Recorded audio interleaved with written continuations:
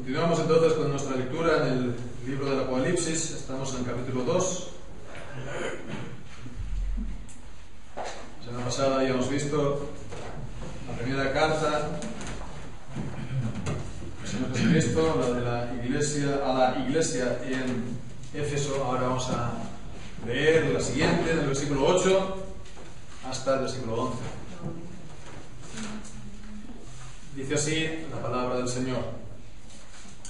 Y escribe al ángel de la iglesia en Esmirna, el primero y el postrero, el que estuvo muerto y vivió, dice esto: yo conozco tus obras, y tu tribulación, y tu pobreza, pero tú eres rico, y la blasfemia de los que se dicen ser judíos, y no lo son, sino sinagoga de Satanás. No temas en nada lo que vas a padecer. He aquí, el diablo echará a alguno de vosotros en la cárcel para que seáis probados y tendréis tribulación por 10 días. Sé fiel hasta la muerte y yo te daré la corona de la vida. El que tiene oído, oiga lo que el Espíritu dice a las iglesias. El que venciere no sufrirá daño de la muerte segunda. Amén. Amén. El Señor bendiga su santa palabra. El apóstol Pablo, en el capítulo 7, versículo 5 de la segunda carta a los Corintios, pues presentó los dos grandes, se puede decir, fuentes de luchas para los cristianos. Él dijo, pues, de fuera conflictos, de dentro temores. Entonces, para todos los cristianos, todas las iglesias de siempre, nos encontramos pues con estas dos fuentes, ¿no? Los problemas que nos vienen de fuera y los problemas que nos vienen de dentro. Los problemas exteriores y los problemas interiores. Entonces, la semana pasada estamos considerando la carta a la iglesia en Éfeso. Entonces veíamos que era una iglesia con muchos problemas, ¿no? Pero era, sobre todo, el problema básico, fundamental, era un problema de dentro.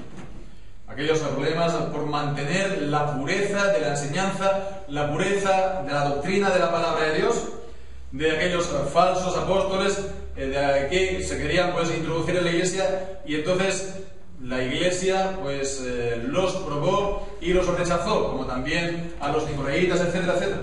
Había pues este problema de fuera, pero el problema, digo, básico no era el de fuera, porque ellos lo habían resistido bien. El problema básico era el de dentro, el de su propio corazón, que habían perdido su primer amor por el Señor.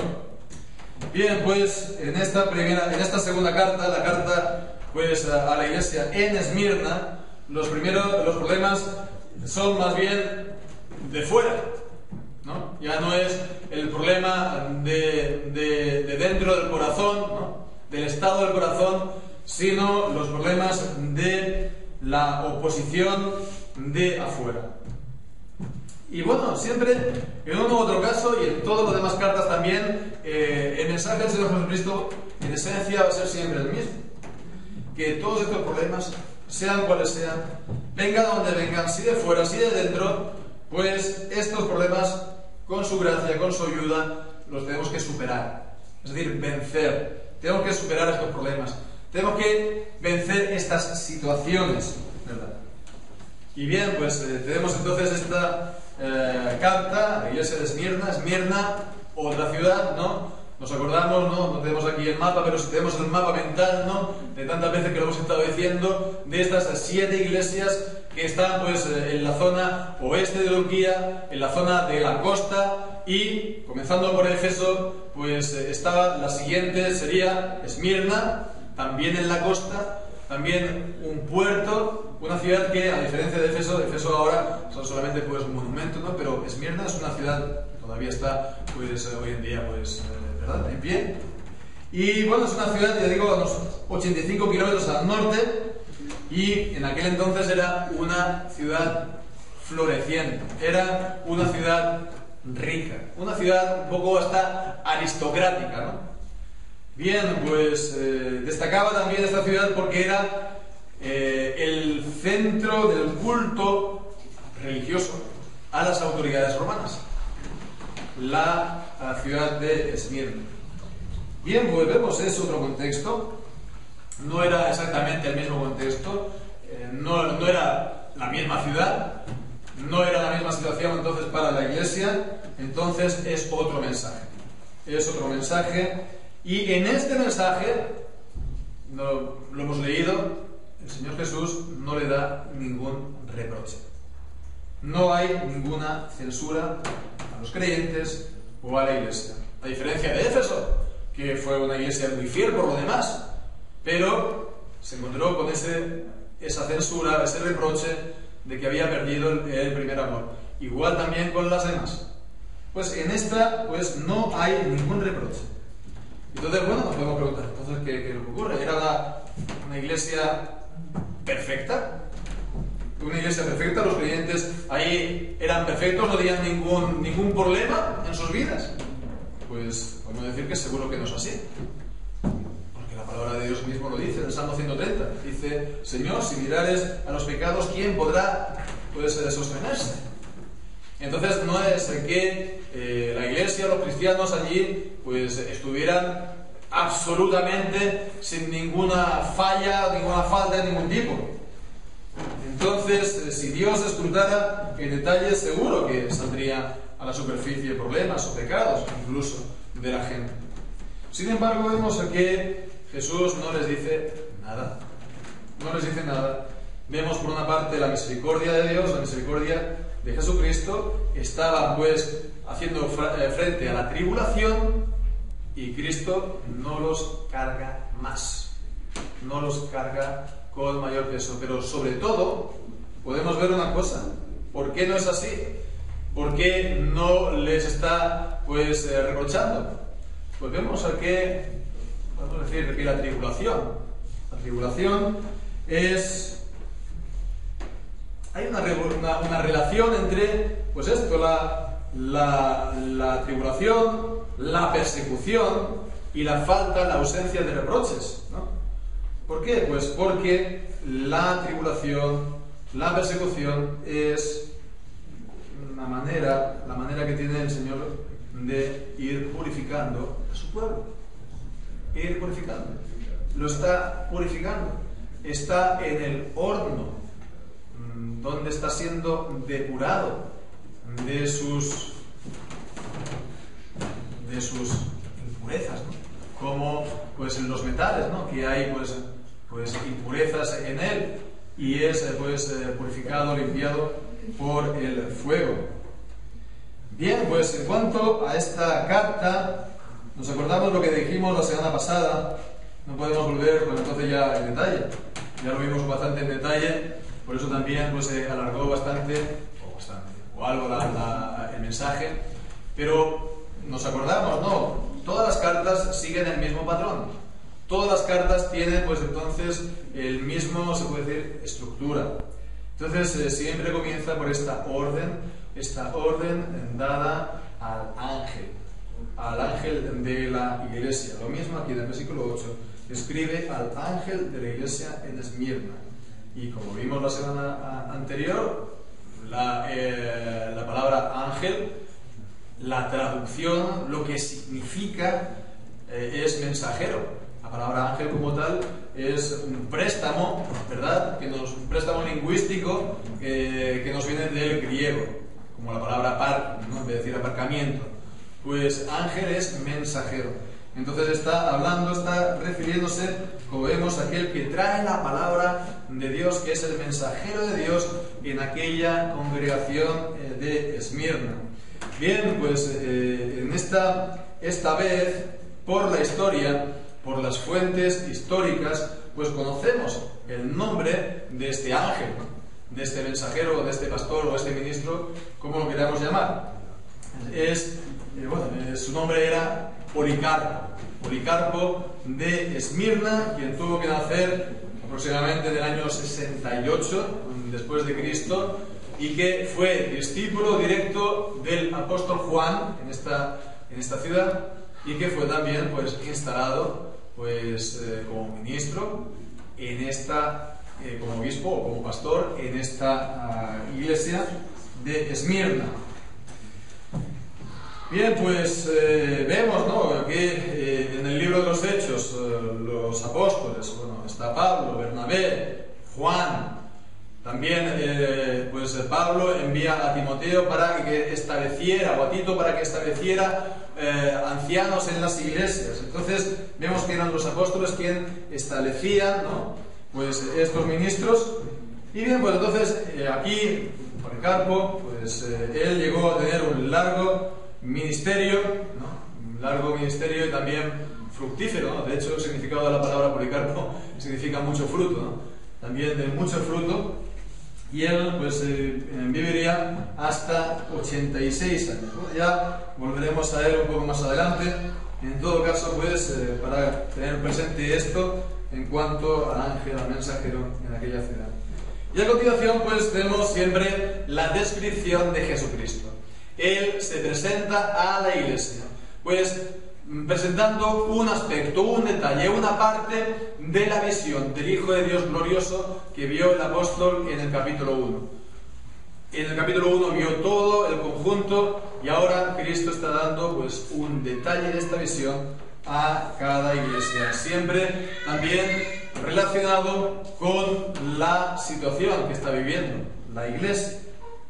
Entonces aquí vemos, dice, el primero y el postrero, el que estuvo muerto y vivió, dice esto, que es lo que leemos en el capítulo 1, versículo 17. No temas, yo soy el primero y el postrero, y el que vivió y estuvo muerto, mas he aquí yo vivo por los siglos de los siglos.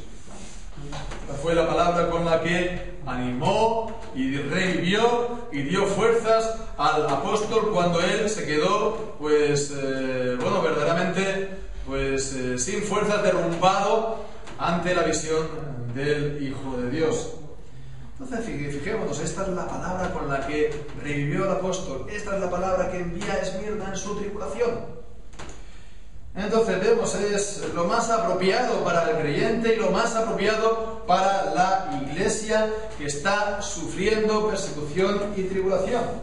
No hay nada más apropiado que esto, que estemos poniendo los ojos en Jesús, que estemos poniendo los ojos en Él, que es antes de todas las cosas, el que es el primero, el que en el principio ya existía, el que es antes de todas las cosas, el que hizo todas las cosas por medio de Él fueron hechas, y todas fueron hechas para Él, para el propósito de que Él sea glorificado en todas las cosas.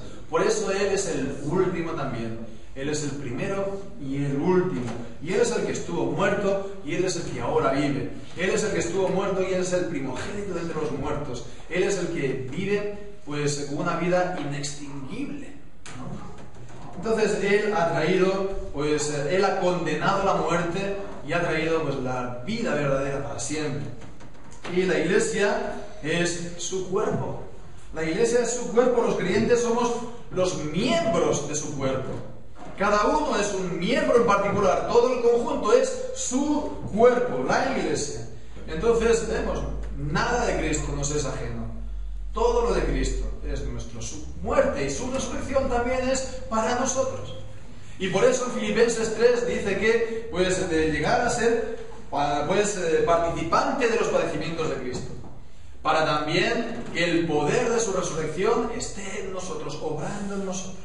Entonces vemos, cuando estamos aquí, pues sufriendo como cristianos, ¿qué hemos de hacer? Poner los ojos en Cristo, poner los ojos en Jesús, el autor y el consumador de la fe, en que Él es el primero y el postrero, en que Él es el que estuvo muerto y el que vivió. Lo que reanimó al apóstol, lo que consoló y fortaleció a la iglesia de Esmirna, es lo que nos va a fortalecer a nosotros y animar a nosotros en nuestras tribulaciones como creyentes, nuestras diversas pruebas y tribulaciones. Bien, pues a continuación pues tenemos ya el mensaje propiamente dicho, donde se describe la situación, la vida de la iglesia. Y como siempre pues comienza diciendo, versículo 9, yo conozco, yo sé, yo conozco. ¿Y qué es lo que conoce? Siempre lo mismo, yo conozco tus obras. Yo conozco tus obras. Bien, pues antes que nada, es importante esto, tener presente esto, que Cristo, Jesús, conoce las cosas que vivimos. A veces pues tenemos la impresión que las cosas sucede porque sucede. Tenemos la impresión de que la vida funciona porque sí, ¿no? Y que no acertamos a ver el propósito de las cosas. Las cosas ocurren sin más y pues nosotros no acertamos a ver lo que nosotros pintamos en ella. O que lo que estamos viviendo no sea importante. Bueno, el Señor Jesús conoce. El Señor Jesús lo ve. Todas las cosas el Señor las conoce. Él sabe. Lo tiene siempre delante de sus ojos. Entonces no da lo mismo las cosas que digamos. Tienen una gran importancia. El Señor Jesús las conoce. El Señor Jesús las ve. Y entonces pues lo que Él siempre dice, yo conozco tus obras, lo que decíamos. Y esto es también algo que se repite a cada carta. Y siempre comienza pues por las obras. Y esto pues también vemos. Seguimos viendo la importancia de las obras en la vida de los creyentes, ¿verdad? Llama la atención, ¿no? Que siempre esté comenzando por ahí. Yo conozco tus obras. Bien.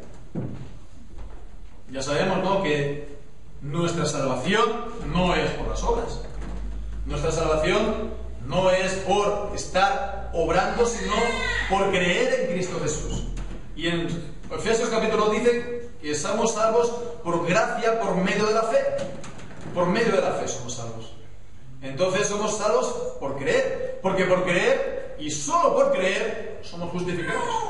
Y al ser justificados, sabemos que es nuestra toda la salvación. Como enseña Romanos capítulo 8. Que aquellos a los cuales llamó, justificó. A los que justificó, pues santificó. Y a los que santificó, glorificó.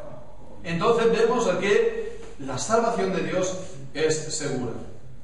Si aquel que es justificado solo por la fe, solo por creer, como enseña Romanos capítulo 4, pues entonces él ya es salvo. Pero vemos que el mismo Efesios capítulo 2 nos dice que somos salvos no por obras para que nadie se gloríe, pero después a continuación dice que somos hechura suya, ¿no?, para buenas obras.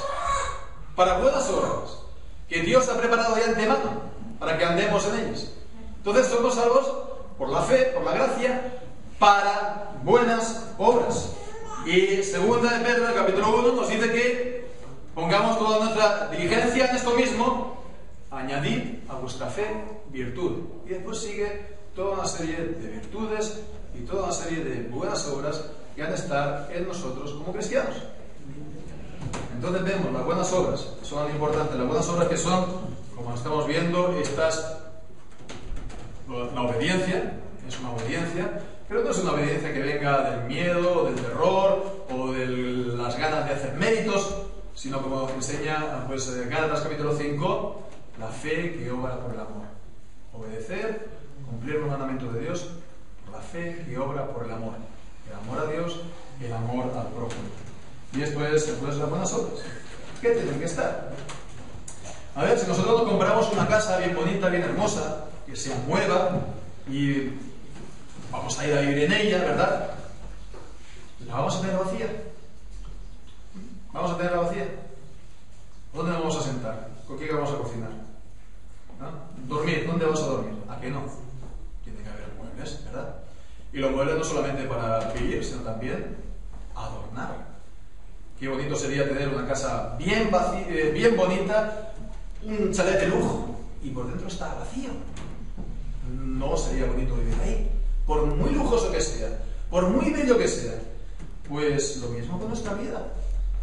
Nosotros somos salvos por la fe, sí, somos justificados por la sola fe, pero esta fe no tiene que estar sola en nuestra vida.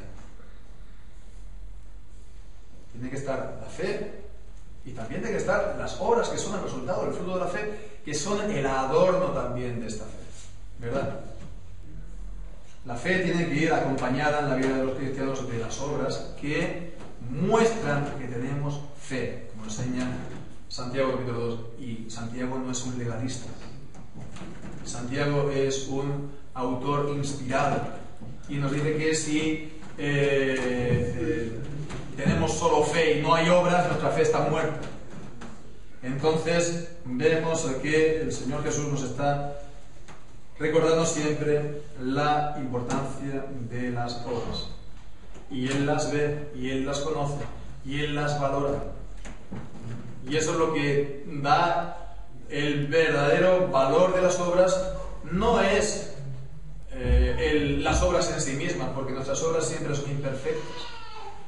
El verdadero valor de las obras, ¿no?, es que Jesús las ve y Jesús las recibe, a pesar de nuestras imperfecciones. Es como los chavales cuando quieren hacer aquí el gran regalo a sus padres en el día de cumpleaños, el chaval de 2 o 3 años, y les hace un fantástico dibujo que papá y mamá, y entonces pues no es bonito. Bueno, no es bonito, no es un Picasso, no es un Rembrandt, pero está hecho de corazón, está hecho con amor.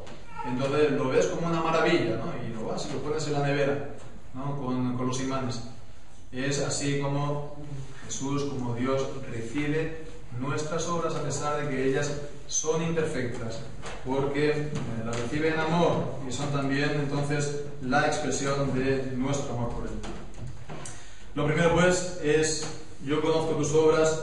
Lo segundo que sigue diciendo: y tu tribulación. Lo que estamos diciendo después, desde el inicio, este es el problema fundamental en Esmirna, el problema que le viene de afuera, es el problema de la oposición de la gente, del mundo, es el problema de la persecución, ¿verdad?, a los cristianos, a la iglesia.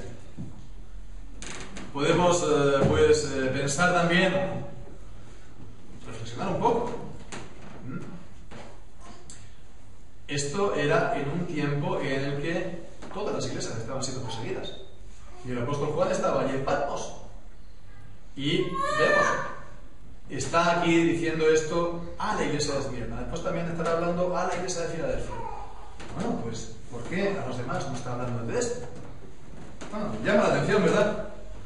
Solamente pues en un momento de persecución general está hablando a estas iglesias. Bueno, ¿por qué sí a estas, a otras no? En algunos casos, claramente, porque se habían acomodado. Es el caso de la Odisea. Se habían acomodado al mundo.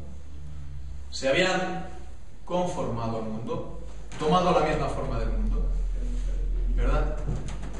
Entonces, esto es lo que también tenemos que tener en cuenta, porque el Señor lo que nos llama es a todo lo contrario. En Romanos capítulo 12, podemos leer ahí. Romanos capítulo 12, en el versículo 1. Así que, hermanos, os ruego por las misericordias de Dios que presentéis vuestros cuerpos, dice, en sacrificio vivo, a los cristianos, a las iglesias. Seguro que estas palabras, en un tiempo de persecución, cobran un significado todavía mayor, ¿no? Presentad vuestros cuerpos en sacrificio, para ser sacrificado. En sacrificio vivo, santo, agradable a Dios, que es vuestro culto racional. Dice, no os conforméis a este siglo, sino transformaos por medio de la renovación de vuestro entendimiento, para que comprobéis cuál sea la buena voluntad de Dios, agradable y perfecta. Bien, pues entonces, vemos, esto es lo que el Señor nos llama en todo momento, más aún en tiempo de tribulación, a no adaptarnos, a no conformarnos, a no ver la misma forma, sino a ser transformados por medio de la palabra de Dios y a presentar nuestras vidas en sacrificio al Señor. Bien, pues la tercera cosa que sigue diciendo: y tu pobreza. Yo conozco tus obras, tu tribulación y tu pobreza. Y esto recordamos en Esmirna, una ciudad, entre comillas, rica, ¿no? Una ciudad aristocrática, ¿no? Una ciudad bien. Bien, pues los cristianos allí eran pobres. Y bueno, pues sabemos que los cristianos son pobres en espíritu, pero podemos pensar que aquí está hablando de la pobreza física, de la pobreza literal, que no está hablando de riquezas. Y bueno, pues esto, ¿por qué? Bueno, en contexto de persecución, como vemos en Hebreos, en el capítulo 10, también es porque hay confiscación, ¿no?, de los bienes de los cristianos. En Hebreos 10, 34, porque de los presos también os compadecisteis y el despojo de vuestros bienes sufristeis con gozo. pues lo confiscaron todo, ¿no? Bueno, pues esto, pero también es cierto que el apóstol Pablo, por ejemplo, en el capítulo 1 de 1 Corintios dice que entre vosotros no hay muchos nobles, no hay muchos poderosos según el mundo, ¿no? Y Santiago también en su carta pues dice en el capítulo 2 y en el versículo 5 al 7: hermanos míos amados, oíd, no ha elegido Dios a los pobres de este mundo para que sean ricos en la fe y herederos del reino que ha prometido a los que le aman. Pero vosotros habéis afrentado al pobre. ¿No os oprimen los ricos y no son ellos los mismos que os arrastran a los tribunales? A ver, no hay que acabar aquí abrazando ninguna teología de la liberación, pero vemos aquí lo que dice Santiago, está claro: Él ha elegido a los pobres. Y es lo que confirma también el apóstol Pablo, que son los pobres de este mundo que el Señor ha elegido para confundir a los poderosos, a los ricos, a los que se creen pues listos en sí mismos. Entonces es algo bueno que también haya gente bien preparada, bien formada. Hay gente buena, que en las iglesias haya gente con buena preparación, con buena posición social. Perfecto. Incluso había gente de la casa de César en la iglesia de los apóstoles. Pero vemos que, bueno, el Señor ha querido sobre todo que su pueblo esté compuesto por lo último del mundo, para confundir al mundo. La arrogancia y la soberbia del mundo, para que no nos volvamos nosotros también soberbios ni arrogantes. Bien, pues esto contrasta sin duda con lo que vemos en hoy en día. Dile que a la gente que hágase usted cristiano para padecer persecución, hágase usted cristiano para seguir en la pobreza. La gente normalmente le dice: no, hágase cristiano y vas a prosperar de lo lindo y verás que todo te va. Claro, si todo el mundo quiere ser cristiano, ¿quién no? ¿Verdad? Pero la cuestión es si uno va a querer ser cristiano en medio de la persecución y de la pobreza. Y es lo que encontramos aquí en la iglesia de Esmirna. Pero dice: tú eres rico, tú eres verdaderamente rico. Las riquezas de los hombres, las riquezas materiales, en realidad no es pues la verdadera riqueza. La verdadera riqueza es la que leemos en la palabra de Dios en Mateo capítulo 6, en el siglo XIX al 21: no os hagáis tesoros en la tierra, donde la polilla y el orín corrompen y donde ladrones minan y hurtan, sino haceos tesoros en el cielo, donde ni la polilla ni el orín corrompen y a donde ladrones no dominan ni hurtan. Y esta es la verdadera riqueza. Las riquezas en lo que todos los creyentes debemos ser ricos. Todos los creyentes debemos ser ricos en esto. Si podemos llegar a serlo en la tierra, si el Señor nos lo da, para su gloria sea. Pero de las riquezas del cielo, esto sí que debemos todos procurarnos una buena riqueza delante del Señor. Y bien, pues la cuarta cosa, que es lo que conoce el Señor Jesús acerca de la iglesia de Esmirna, es la blasfemia de los que dicen ser judíos y no lo son, sino sinagoga de Satanás. La blasfemia hoy en día se entiende sobre todo en el sentido de insultar a Dios. Pero en la Biblia la blasfemia es más que esto, porque también es hablar mal contra el prójimo. Hablar mal, calumniar, y eso es blasfemar. Y es pues en este sentido que está aquí diciendo la blasfemia de que los judíos los estaban calumniando. Viendo un poco más a detalle lo que nos dice aquí en este versículo 9, vemos que esta calumnia esta blasfemia proviene de los judíos.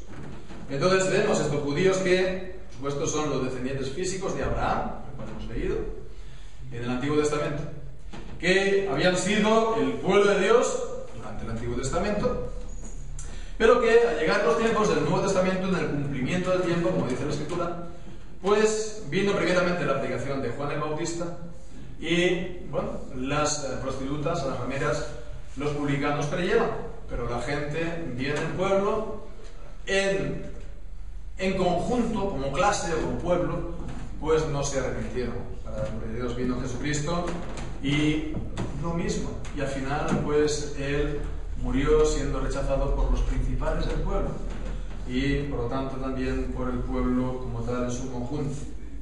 También por la predicación de los apóstoles, otro tanto. También el pueblo como tal en su conjunto se opuso y los persiguió. Entonces vemos que esto fue en su conjunto en general, aunque por supuesto dentro de él siempre hubo gente que llegó a creer, ¿verdad? Llegó a creer, y entre ellos pues, se dio la separación entre los que creen por una parte y los que permanecen en incredulidad, en endurecimiento. Entonces los que creen eran el verdadero Israel, ¿no? Romanos capítulo 9, no todo Israel es Israel, dice el apóstol allí. El verdadero Israel son los que creen dentro del pueblo, y juntamente con los gentiles que creen son el Israel de Dios, en Gálatas capítulo 6.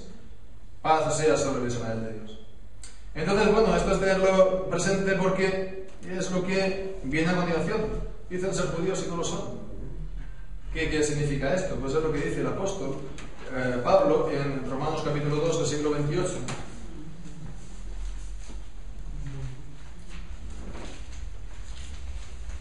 Dice, pues no es judío el que lo es exteriormente, ni es la circuncisión la que se hace exteriormente en la carne, sino que es judío el que lo es en lo interior, y la circuncisión es la del corazón, el espíritu, no en la letra, y la alabanza del cual no viene de los hombres, sino de Dios.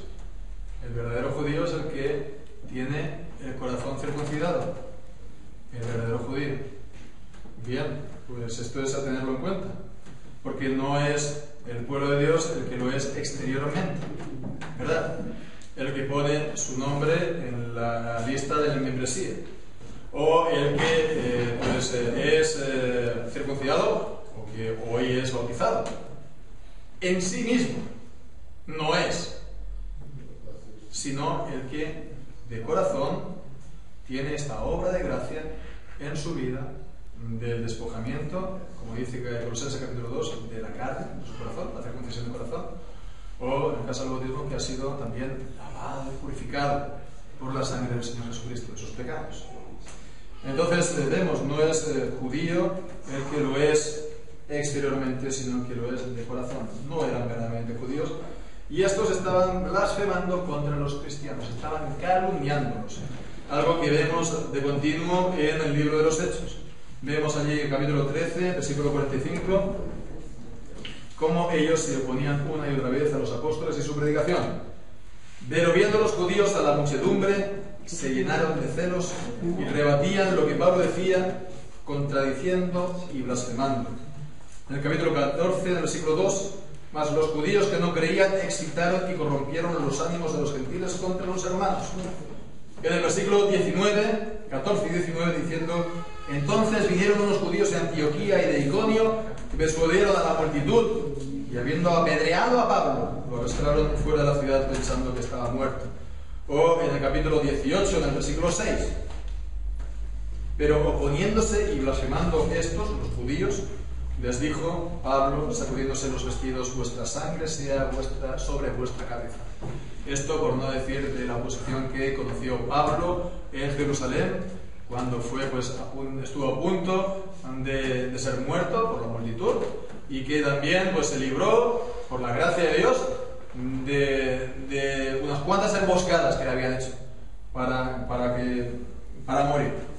Entonces vemos, ¿no? Ellos blasfemaban, pero no solamente hablaban mal, sino que levantaban acusación públicamente, movían el corazón de la gente para que persiguieran a los cristianos. Entonces vemos que por eso no solamente ellos no eran verdaderos judíos, sino dicen no lo son, sino sinagoga de Satanás. Satanás es el diablo. Satanás es uno de los nombres del diablo, el nombre por excelencia, que significa el adversario. Bien, pues ellos se oponían también, eran adversarios también al Evangelio del Señor Jesucristo. Después dice también en el versículo 10, el diablo El diablo es también otra palabra que significa acusador. Lo vemos aquí en el capítulo 10, en el capítulo 12, versículo 10. Leemos: oí una gran voz en el cielo que decía: ahora ha venido la salvación, el poder y el reino de nuestro Dios, y la autoridad de Jesucristo, porque ahora ha sido lanzado fuera el acusador de nuestros hermanos. El acusador es el diablo. Bien, pues vemos estos estaban también acusando públicamente, levantando calumnia y sedición en contra de los cristianos. Con lo cual vemos a que de tal palo, tal astilla. Tal como es el diablo, así también ellos. Como dice Jesús en el Evangelio de Juan, capítulo 8, vosotros sois de vuestro padre el diablo, y estáis haciendo las obras del diablo. Entonces, las mismas obras, es el mismo espíritu que les está moviendo. Bien, fijémonos incluso esta palabra tan fuerte, sinagoga de Satanás. Sinagoga que es la palabra que traduce la palabra congregación. Es la congregación donde se reúne juntamente todo el pueblo. Bien, pues tú hay que pensar entonces. Las congregaciones del pueblo de Dios. Las congregaciones del pueblo de Dios. ¿Cómo la gente del pueblo de Dios, en el Antiguo Testamento de Israel, pues se puede llegar a tal punto que está combatiendo, acusando públicamente al pueblo de Dios verdadero? Entonces, ¿cómo puede ser así? ¿Cómo puede ser que haya esa ceguera? Ese endurecimiento del corazón. Isaías capítulo 6, versículo 9-10. Para que los que han sido el pueblo de Dios se comporten de esta manera. La pregunta entonces que nos podemos hacer entonces es que esto es solamente así en el tiempo del Antiguo Testamento, o las cosas han cambiado completamente en el tiempo del Nuevo Testamento y los cristianos y las iglesias no pueden llegar a ser nunca pues esto que dice una sinagoga de Satanás. Pues pensemos. La palabra sinagoga la encontramos también en la Escritura para hablar de los cristianos. En Santiago, en el capítulo 2, versículo 2, cuando dice: porque si en vuestra congregación, literalmente es sinagoga, entra un hombre con un anillo de oro.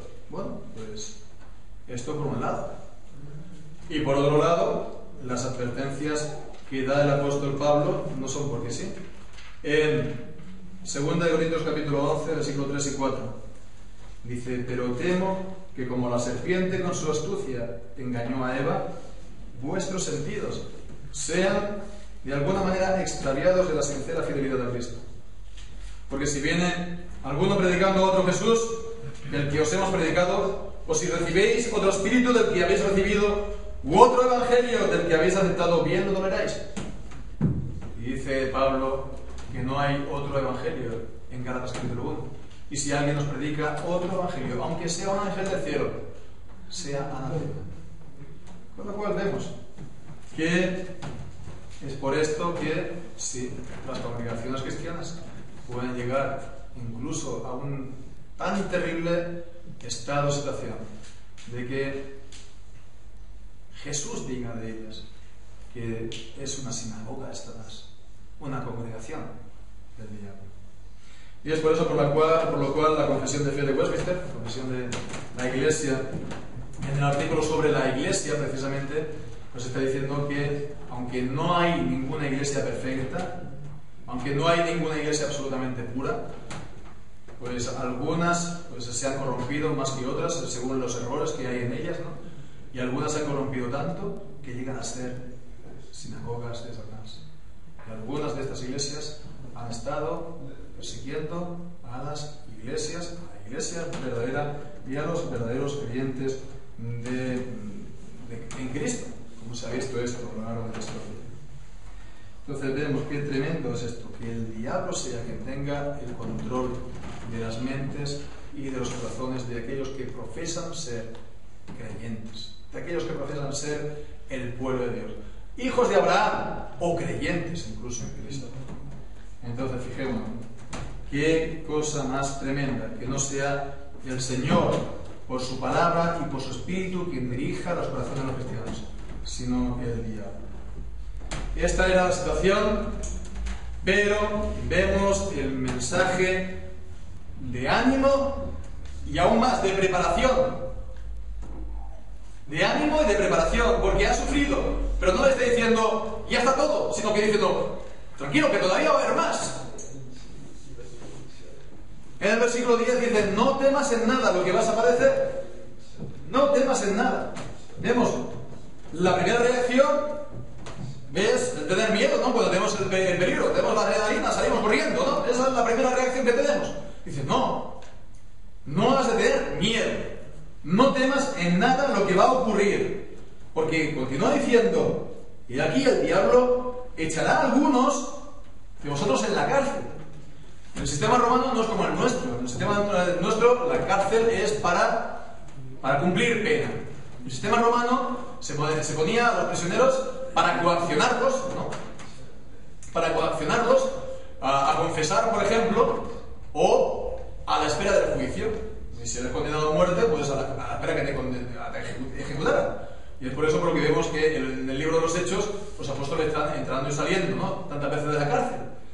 Entonces, los iba a echar a la cárcel, ¿para qué? Pues normalmente para coaccionarlos, para presionarlos, o también a la espera de la ejecución. Entonces dice: esto pues será para que seáis probados. Para que seáis probados. Tal como dice Primera de Pedro en el capítulo 1, del versículo 6 y 7. Nuestra fe ha de ser probada. En lo cual vosotros os alegráis, aunque ahora por un poco de tiempo, si es necesario, tengáis que ser afligidos en diversas pruebas, para que sometida a prueba vuestra fe, mucho más preciosa que el oro, el cual, aunque perecedero se prueba con fuego, sea hallada en alabanza, gloria y honra cuando sea manifestado Jesucristo. Lo que decíamos al principio, la fe ha de ser probada. Al ser probada, la fe es purificada, es limpiada de las impurezas que pueda haber en medio de ella mezcladas. A veces, pues sí, no es solamente el Señor quien está en nuestro corazón. Queremos la gloria a Dios, sí, por supuesto, pero también está mezclado, pues, deseos egoístas, propósitos de no solamente la gloria de Dios, sino también un poquito a mí. Entonces, fijémonos, estas son las cosas que limpian, purifican. Y también poner a prueba nuestra fe. No para que el Señor lo sepa, el Señor ya sabe si tenemos verdadera fe o no. Es para que lo sepamos nosotros. Y es para que lo sepan los demás. Es para, llegado el caso, vindicarnos y Él diga: sí, este es mi verdadero hijo, este es mi verdadero creyente. Entonces, poner a prueba para todo esto. Tiene un propósito, tiene una razón, un porqué. Cuando todas las cosas nos van bien, ¿verdad?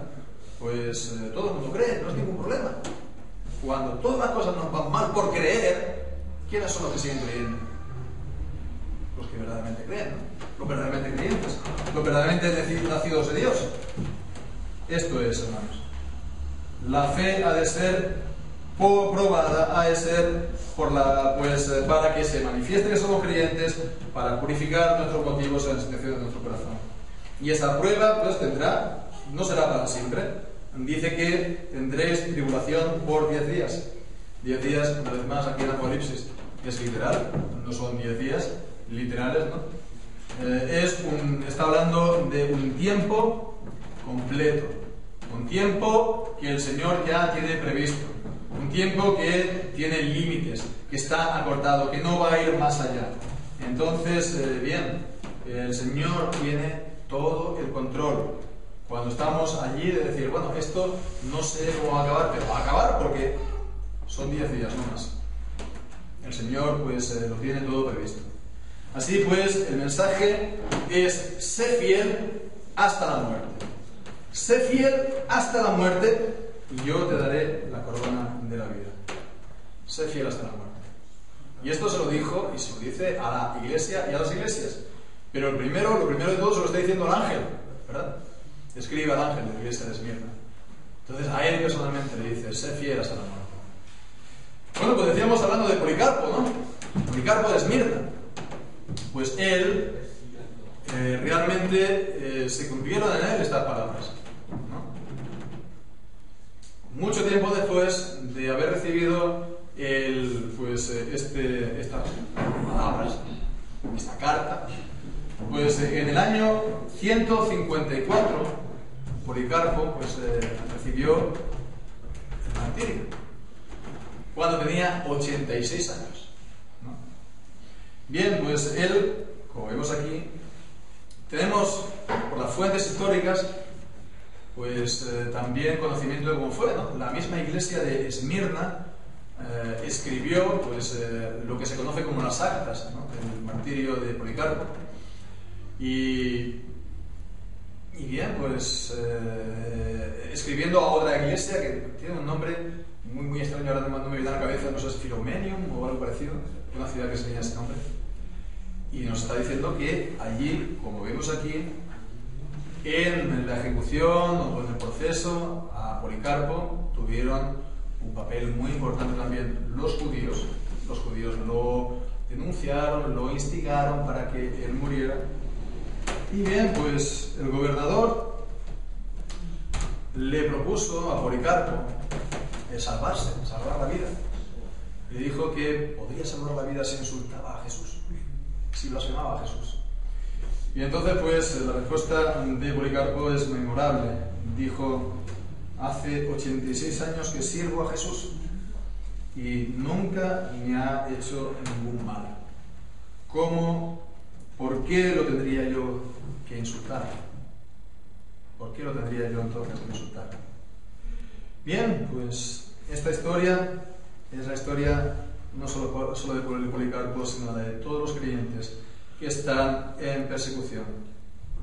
Ser fiel hasta la muerte, no negar a aquel que nos rescató, ser fiel aunque tengamos que dar la vida, porque si lo hacemos recibiremos, dice, la corona de la vida, la corona con la que se coronaban a los atletas, incluso a los emperadores. Bueno, pues eso es una corona corruptible, la nuestra es una incorruptible, la corona que no pertenece a este mundo, sino a la vida eterna, a la del vencedor, la que pone a los vencedores, a los verdaderos vencedores de esta vida. Los vencedores de la vida no son los que consiguen amasar una fortuna ni un imperio. Los verdaderos vencedores son los que guardan la fe hasta el fin. Entonces, aquellos a que tiene oído, oiga lo que el Espíritu dice a las iglesias: el que venciere, el que fuere firme hasta el fin, el que no retrocediere, el que no tenga miedo, sino que continúe confesando al Señor Jesucristo a pesar de todo, a pesar de que le cueste la vida. Dice: no sufrirá daño de la muerte segunda. En Apocalipsis 20 del siglo XV y XVI vemos: la muerte segunda es el lago de fuego y azufre, es la condenación eterna. Así pues, vemos, esto es también para nosotros. Esto es también para nosotros. Nosotros también, pues, no estamos en Esmirna físicamente, pero como iglesia del Señor Jesucristo, el Señor también nos envía esta carta a nosotros. No hemos de pensar que porque nosotros ahora no estamos aquí físicamente perseguidos, esto no va con nosotros. Porque no se nos pone físicamente en la cárcel, esto no va con nosotros. Porque esto es lo propio de los cristianos, esto es lo propio de las iglesias en este mundo. Más tarde o más temprano, de una manera o de otra, esto se da. ¿Verdad? Entonces nos lo dice, ¿para qué? Para que estemos preparados. Este mensaje se lo dio Jesucristo a Esmirna, que había sufrido persecución, para que esté preparado para más persecución todavía. Bien, pues hemos de estar preparados. Hemos de estar preparados. Y Jesucristo, cuando estaba en esta misma tierra, no hizo otra cosa sino que prevenir a sus discípulos. En el Evangelio de Juan dice: si a mí me han perseguido, a vosotros os perseguirán también. Si a mí me llamaron Belcebú, ¿cuánto más a los de su casa, a los de mi casa? Bien, pues dice: si han guardado mi palabra, también guardarán la vuestra. Y esto también no es un ánimo. No va a ser solamente todo persecución. También veremos conversiones, también vamos a ver cómo el Señor nos bendice. Pero habrá persecuciones, habrá tribulación. Hemos pues de estar preparados, ¿verdad? Hemos de estar velando. No vaya a ser que ese día llega y nos encuentra conformados con el mundo, comiendo, bebiendo, haciendo igual que ellos. Entonces hemos de estar así, preparados y sabiendo que si hay persecución no es para siempre. No es para siempre. El Señor tiene ese tiempo acotado. Y el Señor es quien tiene la última palabra siempre, en todas las cosas. Nos hemos pues de centrar en nuestro Señor Jesucristo. Todo esto no es por nuestra causa, es por la causa de Cristo, ni por nuestro nombre, es por el nombre de Cristo, es por el Evangelio y por su palabra. Y entonces, si fuéramos del mundo, el Señor, bueno, pues el mundo amaría lo suyo, pero como somos del Señor, el mundo nos aborrece porque aborrece a Cristo. Entonces esperemos estas cosas, estemos preparados, ¿verdad?, si es necesario, a pues dar la vida por el Señor Jesucristo, y sobre todo no temamos nada, porque Hebreos capítulo 13 nos dice que no hemos de tener miedo, que Él es nuestro ayudador. Leemos allí Hebreos capítulo 13.